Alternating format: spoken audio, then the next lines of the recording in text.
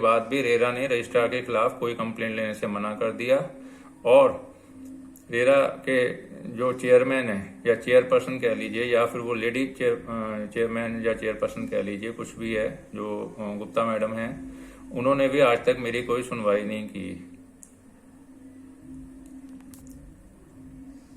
इनको आरटीआई भी डाली गई है रेरा को संपर्क पोर्टल के थ्रू कंप्लेंट भी डाली गई है, पर इन्होंने आज तक मुझे जो रेनबो फेज 1 विला सेक्शन है उसका जो एग्रीमेंट टू सेल है उसकी कॉपी नहीं उपलब्ध करवाई। ना तो बिल्डर ने, ना इन तीनों ने, चेयरमैन, रजिस्ट्रार, इन दोनों ने और तीसरा जो बिल्डर है, किसी ने भी आज तक रजिस्टर्ड कॉपी नहीं उपलब्ध करवाई फेज 1 की जो विला का सेक्शन है।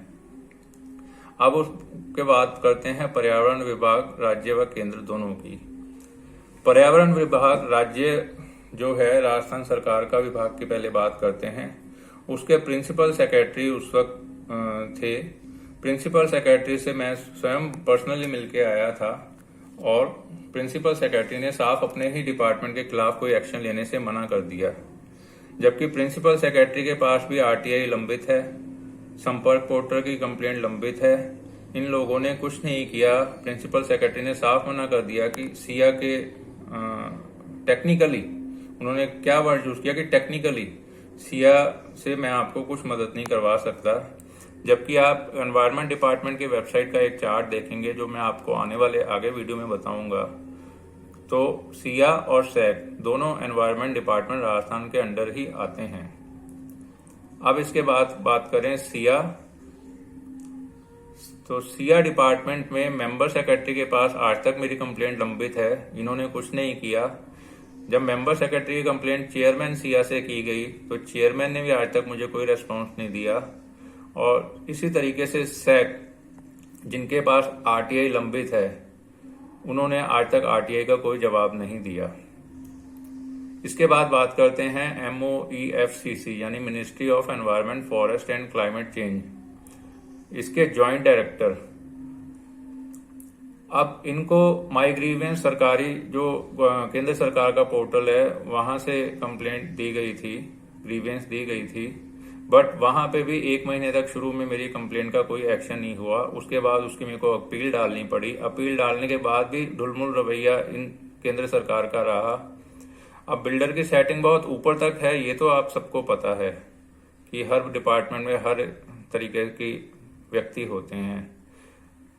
अब ये देखिए कि अब जॉइंट डायरेक्टर साहब ने 23 मई को जो इंस्पेक्शन किया, 23 मई 2024 को प्रोजेक्ट का, उसमें उन्होंने खुद ने खामियां पाई और मुझे एश्योर किया कि वो रिपोर्ट भेजेंगे और उसके बारे में एक्शन लेंगे।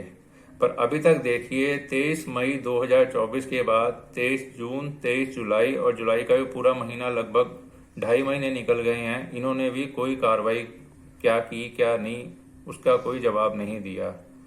और सबसे बड़ी बात देखिए, इन सरकारी महकमे, चाहे वो रेरा है, चाहे वो सिया है, चाहे वो सैक है, चाहे वो एनवायरनमेंट डिपार्टमेंट है, चाहे वो ministry of environment, forest and climate change है, सब ने आम जनता को तो एक तरह से कोर्ट कचहरी में धकेल दिया। सबका एक ही जवाब था कि आप बिल्डर के खिलाफ सिविल कर सकते हो, हम आपकी इससे ज्यादा मदद नहीं कर पाएंगे।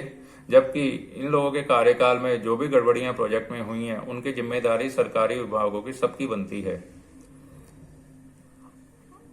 अब अगर बात यह है कि आम जनता जो कि कोर्ट कचहरी, वकील, पुलिस, थाने, ये सबसे दूर रहती है और उसको इतना नॉलेज भी नहीं होती है, वो फाइनेंशियली और फिजिकली, मेंटली इतनी स्ट्रांग भी नहीं होती है, तो ये जितने भी सरकारी डिपार्टमेंट हैं या निजी डिपार्टमेंट हैं या फिर मान लीजिए प्राइवेट डिपार्टमेंट हैं, वो ये सब जानते हैं कि आम जनता तो चुप बैठी रहेगी और कुछ नहीं कर पाएगी।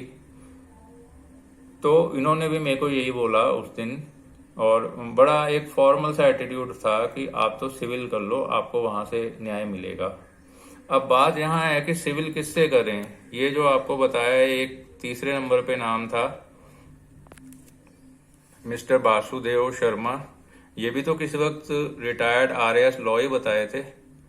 और ये जो बताया एक नाम आपको, जगदीश शर्मा, ये भी तो एडवोकेट ही हैं आशादीप ग्रुप के।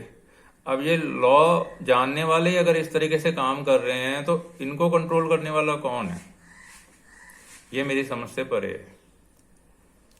अब बात करते हैं जयपुर डेवलपमेंट अथॉरिटी और एनफोर्समेंट ऑफिसर जोन 9 की। जयपुर डेवलपमेंट अथॉरिटी ने जो नक्शे पास किए हैं, जो नक्शा पहला और दूसरा पास किया है स्कीम का, जयपुर डेवलपमेंट अथॉरिटी ने तो साफ हाथ खड़े कर दिए कि अगर इसमें कोई भी गलत चीज होगी या गलत काम होगा तो उसके लिए नक्शा अप्लाई करने वाला यहाँ आशादीप ग्रुप जिम्मेदार है। उसके लिए जो भी हर्जा खर्चा होगा जेडीए खुद वसूल करेगी उससे। ये उसने तो अपना पल्ला झाड़ लिया जेडीए वाले ने। पर बात देखिए कि जब जेडीए को सामने से कंप्लेंट की गई है, जयपुर डेवलपमेंट अथॉरिटी को भी की गई है और इन्फोर्समेंट ऑफिसर जोन 9 को भी की गई है कि योजना में अतिक्रमण हुए हैं उनको हटाया जाए।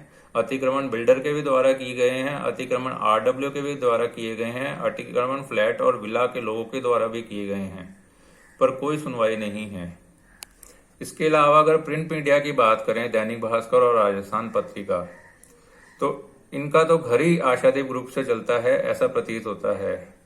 कारण ये है कि किसी समय पे, अभी का तो पता नहीं, पर किसी समय पे वेदांता में तो दैनिक भास्कर और राजस्थान पत्रिका को फ्लैट तक आवंटित हुए थे। अब वो उन्होंने खरीदे थे या बिल्डर ने ऑब्लाइज किए हैं, ये तो खैर उनका अपना पर्सनल मैटर है।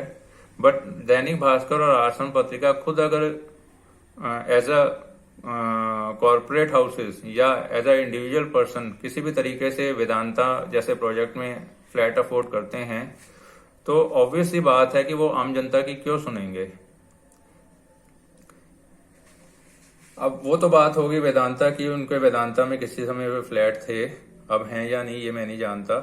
बट अभी ये बात है कि जब इस मामले में कोरोना काल के दौरान दैनिक भास्कर को अप्रोच किया गया तो दैनिक भास्कर के जो पत्रकार या जो भी कंसर्न पर्सन है उन्होंने आंखें मूंद ली, उन्होंने कोई एक्शन नहीं लिया। शुरू से लेके अब तक दैनिक भास्कर में हर हफ्ते लगभग बड़े बड़े ऐड आप देखते होंगे, पीछे छोटे छोटे ऐड भी आते हैं। तो जब दैनिक भास्कर का घर बिल्डर अच्छी तरह से भर रहा है तो और कोई किसी की बात दैनिक भास्कर जैसा न्यूज़पेपर क्यों सुनेगा। सेम हाँ राजस्थान पत्रिका का, राजस्थान पत्रिका को भी अप्रोच किया गया कि आप हमारी मदद करें, पर राजस्थान पत्रिका ने भी कोई मदद नहीं की। इनके जो न्यूज एंकर हैं मिस्टर कृपा शंकर शर्मा, उनको भी बहुत अप्रोच की बट उन्होंने भी कोई हेल्प नहीं की। अब बात करते हैं जो घर के भेदी हैं। घर के भेदी लंका ढाया, आपने कहावत सुनी होगी। इन घर के भेदियों का नाम है आरडब्ल्यू नाम की एक संस्था है जो कि अनेक नामों से 2019 से अभी तक जानी गई है। RMA, ARRWA, ARRWS, ARVWS। इनका तो एक ही मोटिव था कि अभी बिल्डर को एंक्रोचमेंट करने दो, बिल्डर को कॉम्प्लेक्स में दुकानें बनाने दो पार्किंग एरिया पे, बिल्डर को एक्स्ट्रा फ्लैट बनाने दो, बिल्डर को सोसाइटी का सत्यानाश करने दो। हम नहीं बोलेंगे किसी भी सूरत में।